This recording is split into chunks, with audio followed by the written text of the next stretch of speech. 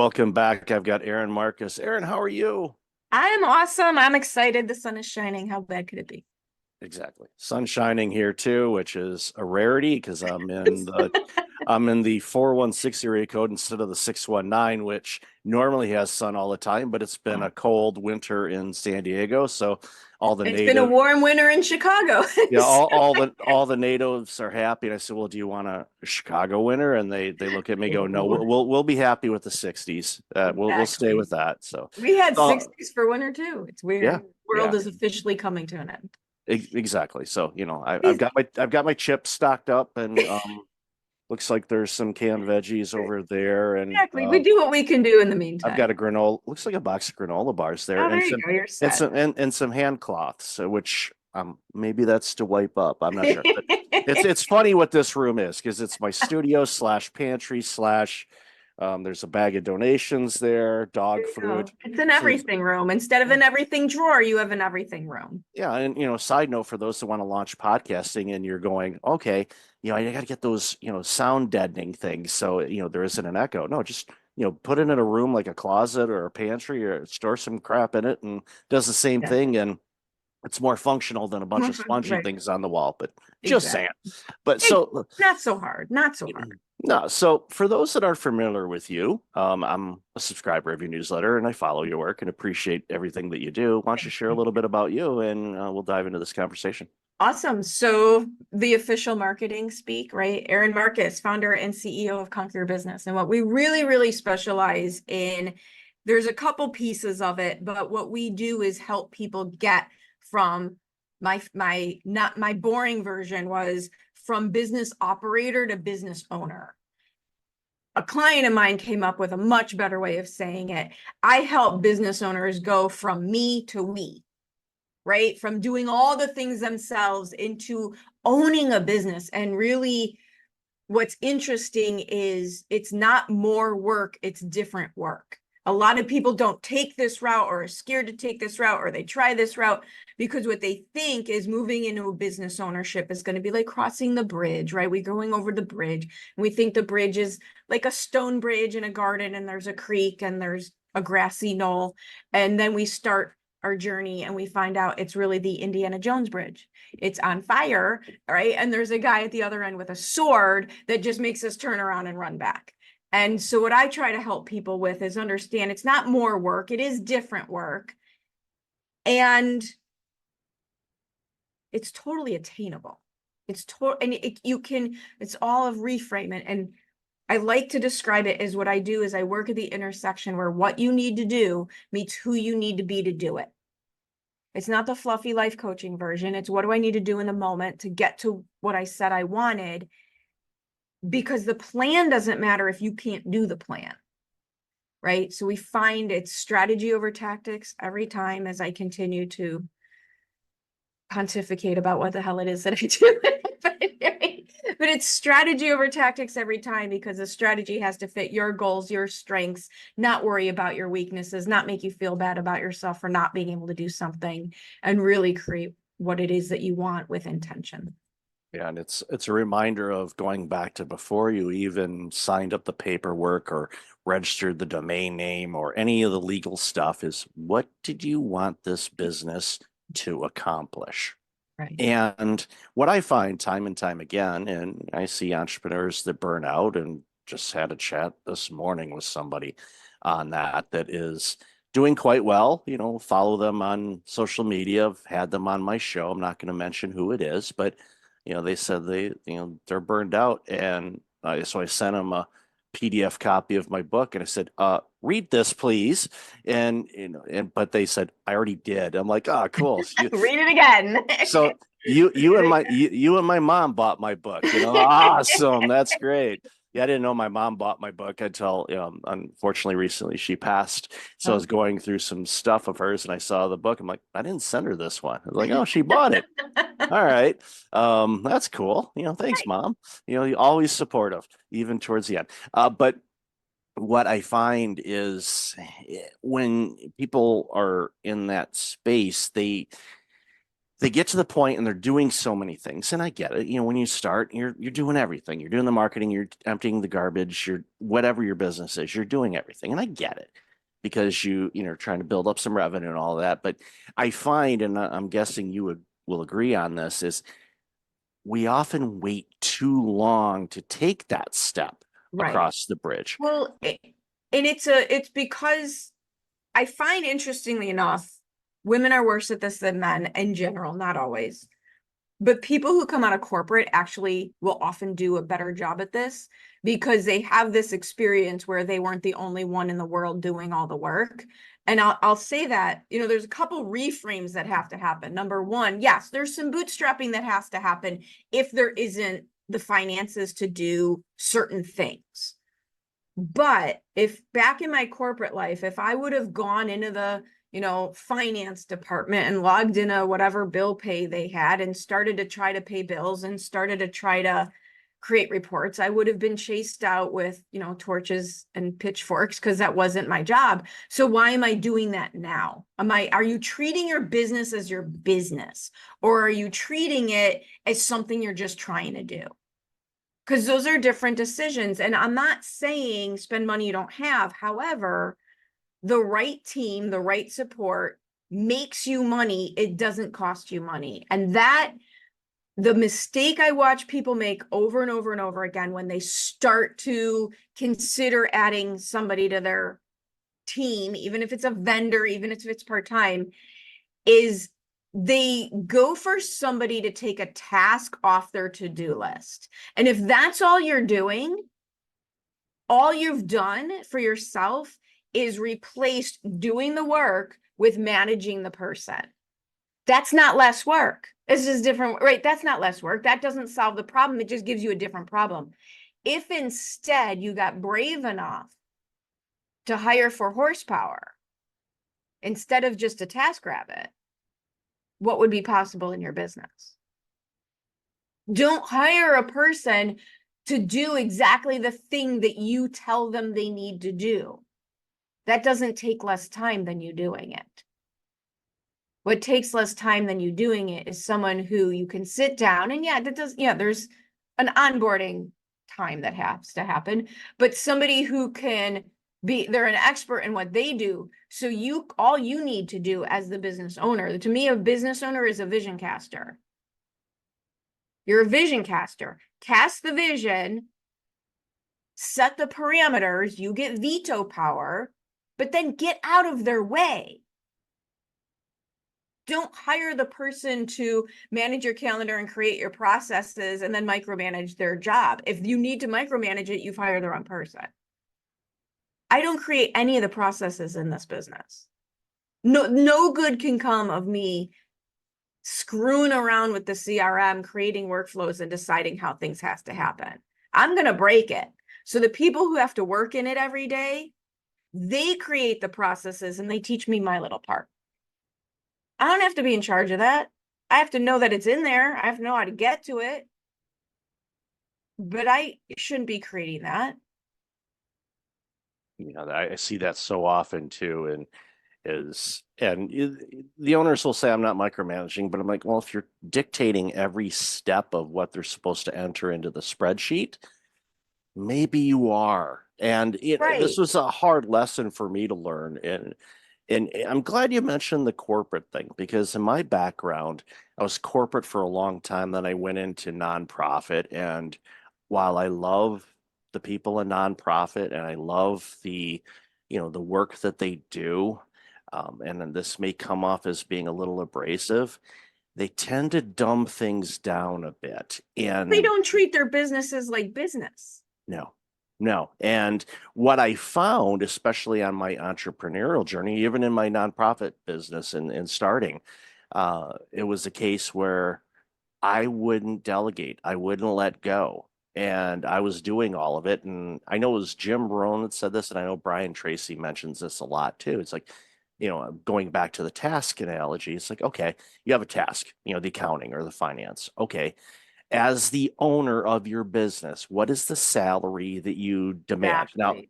and you say, okay, let's say I'm making $100 an hour, $200 an hour. Okay, great, awesome. would you pay somebody $200 an hour to basically do your books? If you do, I'll give you my number because my You original can hire career is in me. accounting. I can do that for $200 an hour. Be more than happy to it. I don't care for accounting anymore. I'd much rather not, but at two Benjamins an hour, I can get Well, over my ill. and the second half to that though is don't then replace.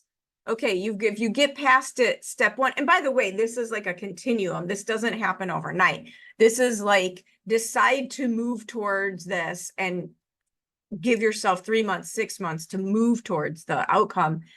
But if you hire someone to take the tasks off your plate that do not move your business forward, don't replace them with doing more tasks that don't move your business forward.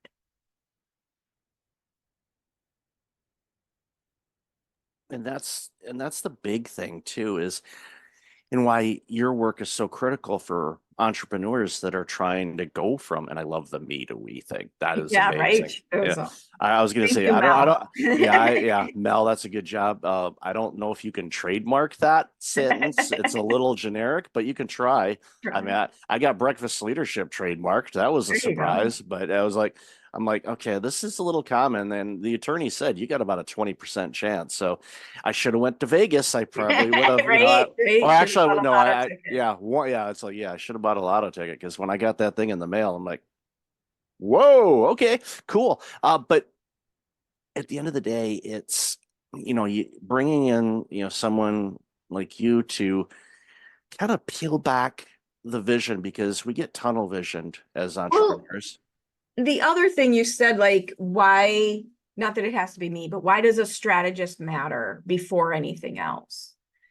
The other mistake, because you'd ask, like, what do you see happening? And I said, they don't hire soon enough. But the other, maybe you said it, but the other mistake that I watch happen over and over and over and over again, and it wasn't real obvious to me in the beginning, but it's become really, really clear. Entrepreneurs, they try to solve every business problem with a marketing tactic. When what they have is a strategy problem. I have one client right now who we found, it's a $500,000 business. We changed 3 or 4 things that they're doing. None of those things cost money, and found another $1 million in their business. They can, if they just do these 3 things differently, they can make an additional $1 million in their business in the next 12 months. I had another client, we did that and came up with another like $300,000 that they can honestly make in the next 6 months, not by spending any more money, not by adding a tactic, not by doing more work, but just by rearranging from a strategy how they're doing a couple of the things they're doing. So instead, what people do is they're like, I want more. I want a bigger business. I know what I'll do. I'll start a podcast. I'll write a book. I'll put together a webinar funnel, whatever tactic. And by the way, there's nothing wrong with any of those tactics. There's zero problems with any of those tactics if it's the right thing for your stage of business, for your type of business. And that's the part that people miss. The downside, if you call it a downside, is people who marketing tactics are good at marketing. Like, this is a good thing for them. We're not mad at them for being good at what they do. But if you don't have your ducks in a row, and if you don't have your world dialed in, you can become susceptible to them being good at what they're doing while you're on shaky ground, because you're trying to put, what's the phrase? You're trying to put a square peg in a round hole or whatever. You're trying to solve your business problem with a marketing tactic, and that might not even be the problem.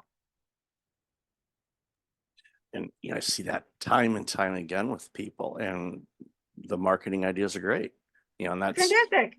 And that's difficult for a reformed accountant. That's my brother's nickname for me to say something about marketing people. No, I love marketing people, and I don't have a regret, but I wish I would have taken a few more marketing classes in university, because it probably would have helped shorten the curve a bit on me venturing out and doing But what I that's a do. perfect point. That is such a brilliant, perfect point as a business owner. Why would you assume to know everything?